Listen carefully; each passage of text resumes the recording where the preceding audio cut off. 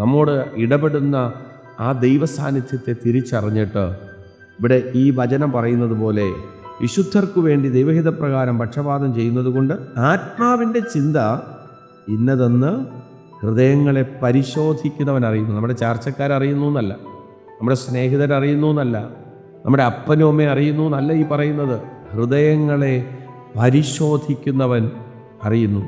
എന്നെ കേൾക്കുന്ന പ്രിയരെ, ഇതിൻ്റെ അർത്ഥം നമ്മെ പരിശോധിക്കുന്ന ഒരു ദൈവം ഉണ്ടെന്നല്ലേ, നമ്മെ കാണുന്ന ഒരു ദൈവം ഉണ്ടെന്നല്ലേ.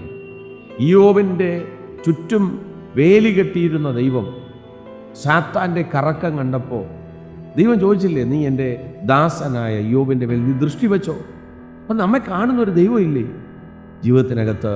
ആ ദൈവത്തെ മുറുകെ പിടിച്ചിട്ട് നമ്മുടെ ഹൃദയത്തെ ഒന്ന് വിശുദ്ധീകരിച്ച്, ചിന്തകളെ വിശുദ്ധീകരിച്ച്, ക്രിസ്തുവിൽ എല്ലാറ്റിനെയും പിടിച്ചടക്കി ആത്മാവിൽ സഞ്ചരിപ്പാൻ ദൈവം കൃപ ചെയ്യട്ടെ.